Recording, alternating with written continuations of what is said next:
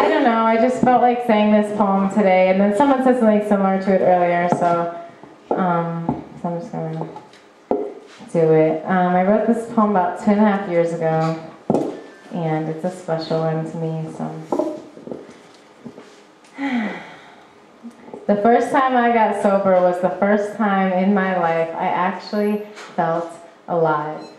One hot and humid New Jersey summer night, me and 4 guys from the program decided to break into a public pool for a swim under the moonlight. On our way through the woods to jump the fence, we were struck silent by a swarm of lightning bugs.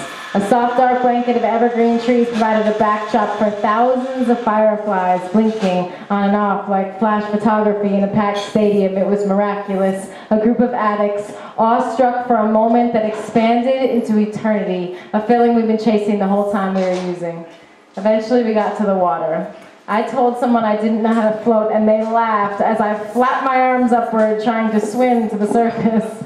My friend cupped his hands gently beneath me, told me to trust the water and let go. And I finally knew what it meant to surrender, so you can't struggle and float at the same time. A few months later, I received a letter from my sponsor, Rose, about one of those friends. It said, Greg OD'd on heroin. He's in a coma and critical condition. The next time I saw him, I didn't recognize him. He'd grown in his sleep. No longer that small boy I knew. He was a man lying there, still skinny, but now it was from the atrophy. Legs contorted under thin covers, a feeding tube like an umbilical cord. His eyes were open. He kept grunting and twitching. I was scared to touch him. But Rose started stroking his hand, talking to him.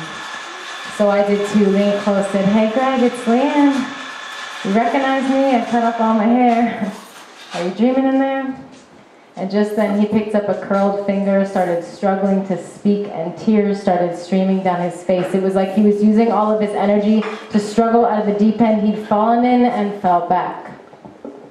And we left after that. And he died a little while later. And I wished I'd reminded him of the night I learned to float. Wished that I told him that I once saw a woman almost drown in 3 feet of water, flailing out of fear. She couldn't hear the lifeguards yelling, stand up, and have heard of people drowning, passing out in bathtubs, unable to lift face to surface and breathe. And I saw my own frantic flapping and the tears streaming down Greg's face. See, I've spent most of my life running away, numb, in fetal position, so afraid of my own darkness, I let it eclipse me. But at night, dark skies hold the moon like a womb, and dreams only come to life in closed-eyed surrender, and fireflies only light up in the darkness. The first time I got high, I thought I found what I was missing.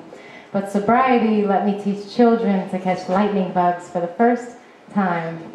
Outstretched gentle hands and coaxed them to land, showed them, saw awe strike in child's eyes. They watched fluorescent lights blink out and in, and then took off, chasing bugs, giggling, and I knew I was witnessing a miracle.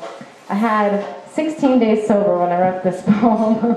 Lucky enough to remember Greg's story without having to come it. My soul being bird like the sun to a new day, and only hope I still know how to float.